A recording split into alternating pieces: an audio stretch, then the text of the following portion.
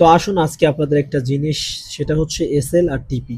এই দুইটা জিনিস, এসএল কিভাবে বসাতে হবে আর টিপি কিভাবে বসাতে হবে, এই জিনিসটা একটু দেখাই। তো আমি জাস্ট এখন আসি হচ্ছে 1 আওয়ার্সে, দেখছেন? তো আমার এইখানে হচ্ছে আমার লেভেলটা। তো আমার লেভেলটা হচ্ছে এইখানে। তো আমার লিকুইডিটি আপাতত প্ল্যান আছে, মার্কেট যখন এই লিকুইডিটি আগে খেতে যাবে আর লিকুইডিটি আগে কালেক্ট করবে, দেন তারপরে কিন্তু আমি এখানে একটা শর্টের জন্য চিন্তা করবো। এখন আমি টার্গেট কতটুকু রাখবো, আমি চলে আসলাম একটু লো টাইম ফ্রেমে।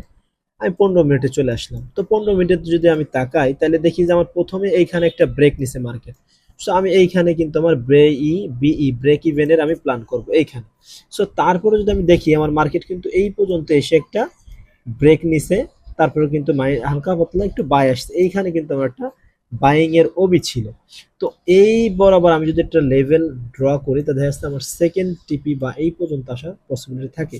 দেন তারপর এইখান থেকে কিন্তু মার্কেট আস্তে আস্তে পড়ে গেছে, এইখানে একটা বাইং এর জোন ছিল, বাট এটাকে এরপরে এসে লিকুইডিটি নেওয়ার পরে কাজ করছে। So moral of the story বা একবারে আপনার মূল কথাটা হচ্ছে এটা, যে আপনার প্রিভিয়াস কি হয়েছে। প্রিভিয়াস ক্যান্ডেল এখানে যেমন একটা বাইং এর অর্ডার ব্লক আছে, এখান থেকে হালকা পাতলা বাইং আসতে পারে। সো আমি এইখান থেকে আমার ট্রেডটাকে ম্যানেজ করে নিব। তো মূল কথা হচ্ছে যে আপনার প্রিভিয়াস মানে আপনার পূর্বে যেসব ক্যান্ডেল হয়ে গেছে সেসব ক্যান্ডেলের যেই অর্ডারগুলো আছে বা যাই আছে কিনা কেন, যত লেভেল আছে না কেন, ওইগুলোর উপর ডিপেন্ড করে আপনার টিপিএসএলটা ম্যানেজ করতে হবে।